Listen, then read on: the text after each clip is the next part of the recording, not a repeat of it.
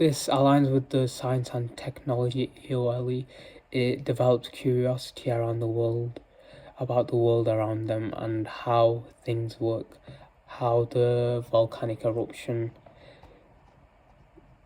like how it leaves a really big mess in the environment, which also links to the humanities side of the curricula of Wales.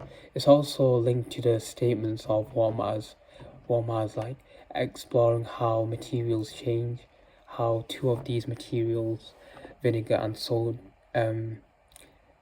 baking soda, are making another reaction, which is the bubbles. It helps them recognize action and lead to change. So, for example, the more vinegar you put, the more reactive it's going to be, and students are going to recognize that, and they're going to try and change it. And maybe some students put a tiny bit and realize that it gives less of a reaction. And I'm pretty sure most students would put a lot of vinegar. However, for the progression steps, describe and explain changes using their own languages. So they're going to be describing in their own ways on how they're going to be basically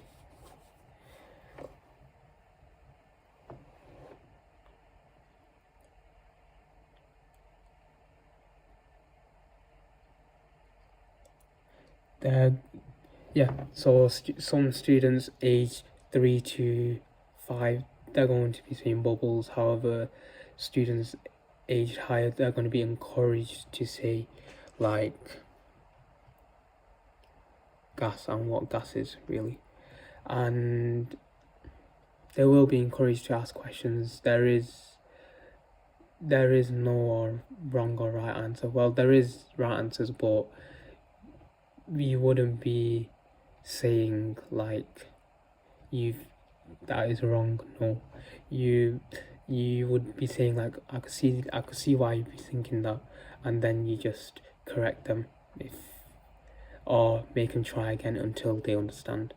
And they're going to be making predictions, so it makes them focus more, which we're going to be talking about. Evaluation.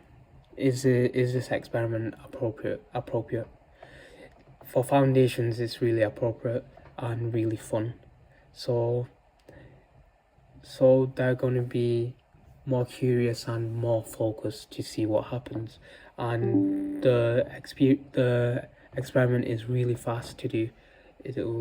Wouldn't even take that long, and this will help with time management.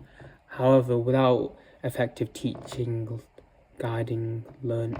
However, without effective teaching guidance, learners might just focus on the experiment and not the intentions. And the intentions is one of the most key parts of this. You could ask open-ended questions, predictions, and small groups to maintain focus and safety. And the reason you maybe want to ask open-ended questions is it'll make them start thinking about why is it happening, and predictions also, so they always have that thought behind their head about what is going to happen instead of just looking at the experiment. And yeah, small groups to maintain focus and safety, which we're going to be talking about as well, which is why safety is number one priority. Vinegar might cause irritation if splashed. For example, students might run around with vinegar, and that is why adult supervision is essential. You wouldn't want a teacher to stand in the middle of the class and observe and see what's going on. You'd want the teacher to be in the corners on the side of the class to see everyone, so there's no students behind them, and they must be reminded not to touch or taste the products. And finally, one thing that is going to be added is a tray, so no mess is going to be made. And if there wasn't any tray, the liquids will be on the table and they might fall onto the students' clothes, and that could also cause irritation to the skin. Good way to introduce concepts in an engaging and fun and memorable way is visual eruption. It captures the learner's attention and it makes them discuss what is happening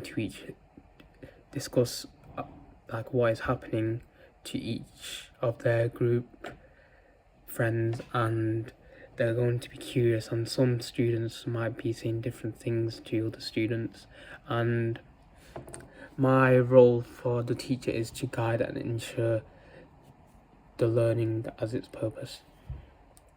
In conclusion, the volcano reaction experiment is perfect. It supports scientific understanding and aligns with the science of the AOLE area of learning expertise.